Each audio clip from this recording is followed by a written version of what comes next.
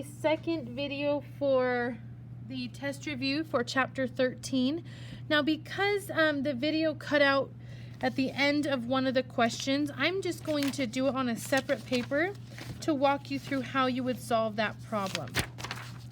So it says Lorenzo built a rectangular brick patio. He is putting a stone border around the edge. So whenever you see around the edge, that means that we're dealing with perimeter.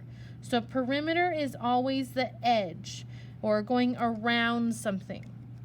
So what I have done, so I'm just going to start over here. So I'm drawing the rectangular patio, and it says the width of the patio is 12. And the length is 2 feet longer than the width. So that means that this would be 12 plus 2. I'm going to add 2 because it's longer, which would mean that my length is 14. Now it says we want to know how many feet of stone will he need, and we want to find the total perimeter because he's going around the edge with the bricks. So I know that perimeter, I can do this a couple of ways. I can do the length plus the width. Sorry, I should do it. The length plus the width and then multiply by 2. Or I could use 2 times the length plus 2 times the width. I particularly like this one the most, so I'm going to go ahead and use that one. So I am doing 12 plus 14, which is 26, and then I'm going to multiply that by 2 since there's 2 sets of 12 plus 14. There's 2 12s, there's 2 14s. 6 times 2 is 12, 2 times 2 is 4, plus 1 is 5. So that means we have 52, and when I go back to my problem, they're in feet.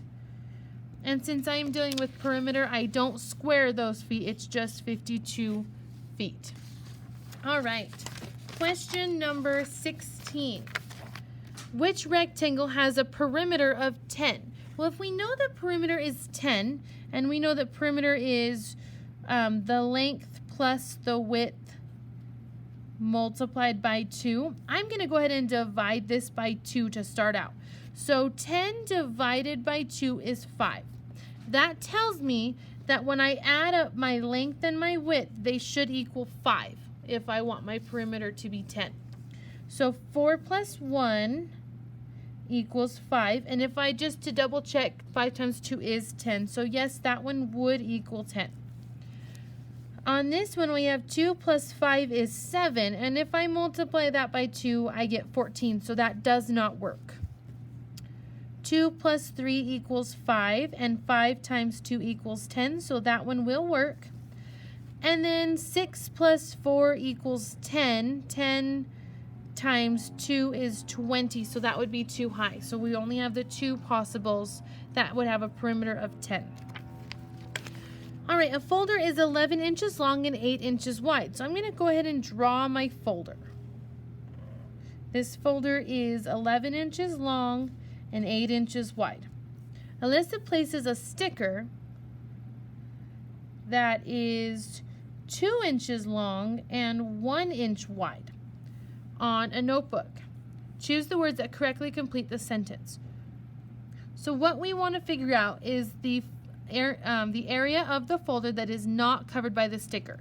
So I'm going to use a different color so I can just show what we're trying to find the area of. So we're trying to find the area of this green section that is not covered with the sticker.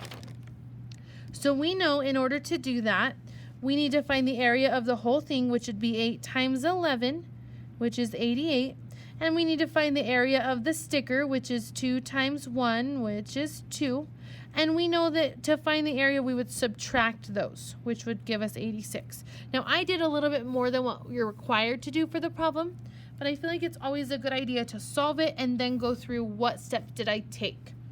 So to do this, did I add, subtract, or multiply the width, the area, or the area? Well, I subtracted the area of the sticker. So I always subtract the smaller number from the bigger number. So I'm subtracting the area of the sticker from the area of the notebook. So I subtract the little piece from the big section. Number 18, Trisha is cutting her initial from a piece of felt.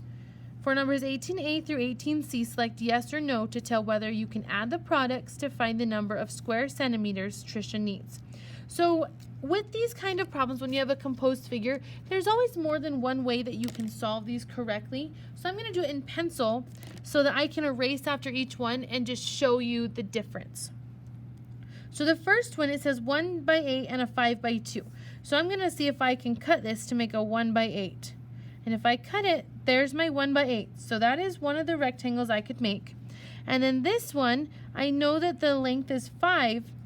This is 3. This is 3. So that means this has to be 2. I know that because the whole entire thing is 8. 3 plus 3 is 6. 8 minus 6 is 2. So a 5 by 2 would work. So yes, this would be an option that would work for us. Okay, the next one. So I'm going to just erase this so that I can check the next one. So the next one says I need a rectangle that is 3 by 5. And on this, I can see this is 5, but in order to get a 3 by 5, I would have to have 3 centimeters here, and there's no way to make a 3 by 5 with what I am given.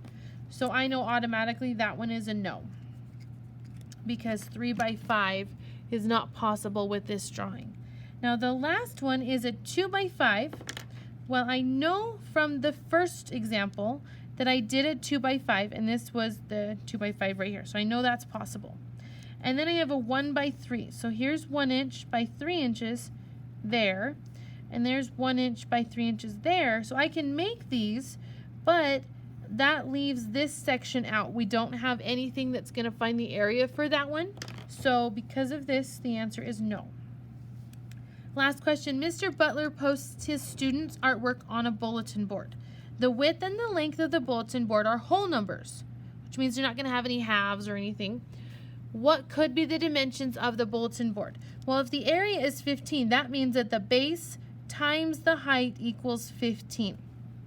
Or the length times the width equals 15. So I want to come up with anything that I could that could multiply together to make 15. Well, think back to our rainbow. When we were doing our factors, we had 1 and 15, and then 3 and 5. Those are different combinations or factor pairs for 15. So I could have a 1 foot by 15 foot rectangle bulletin board, or I could have a 3 foot by 5 foot bulletin board. So those are the two different options, and there is more than, these are the two answers that would be accepted here, but sometimes there will be more than one answer that could be the right answer.